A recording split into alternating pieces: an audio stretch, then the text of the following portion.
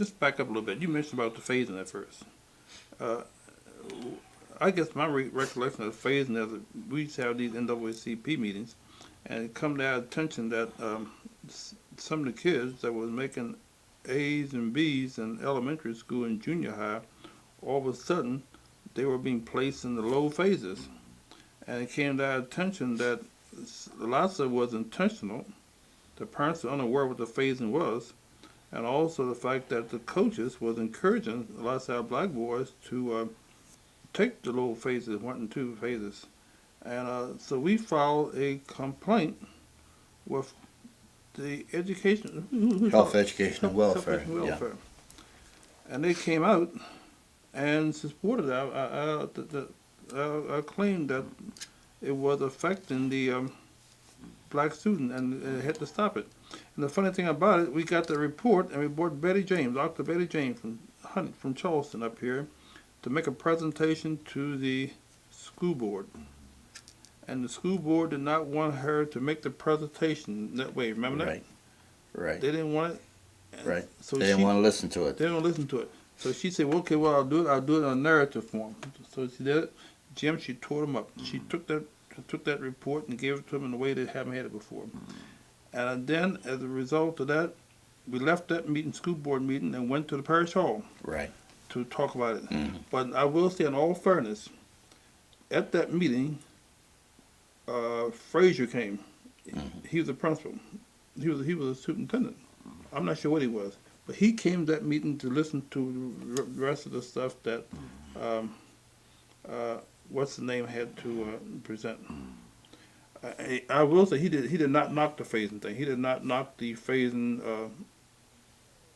The results of it.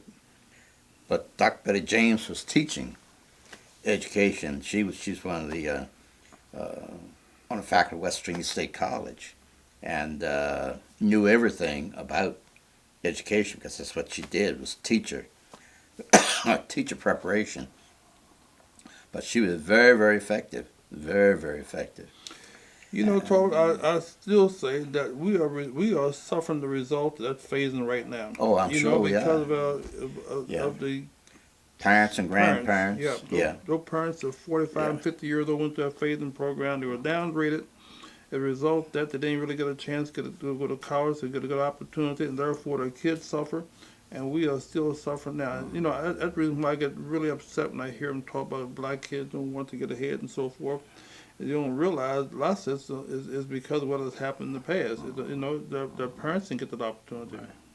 And there was a whole lot of documentation already available, you know, from Department of Education, NAACP, and everything else about phasing, and about, there was another common word for tracking. Yeah.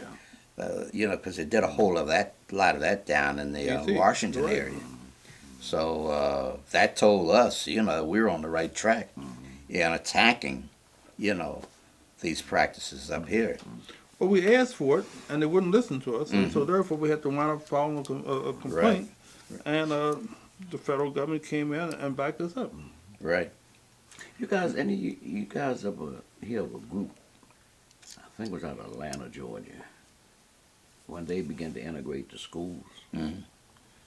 A lot of African-American teachers and coaches got letters from this group. I may still have mine. I don't know. I didn't respond.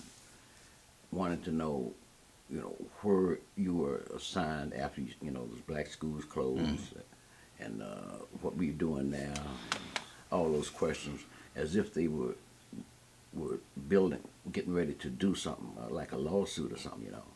And these letters are written to a lot of the teachers and coaches in the South.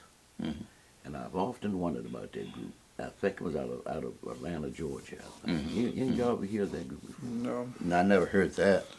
But I think what you're saying is that the same thing happened to me in federal government. The black principals and the black leadership in these schools weren't respected. You talk about Bob Nunn. Do you recall that when schools were finally desegregated, You had Bob Nunn, you had Mr. Dandridge, you had Miss Patrick, and you had Mr. John Harris over in Shepherdstown. Now, all of them retired at the same time. All principals. All principals of black schools. But what was happening was that the school board was saying, we aren't going to let black teachers, black principals, supervise Right. white teachers. Right.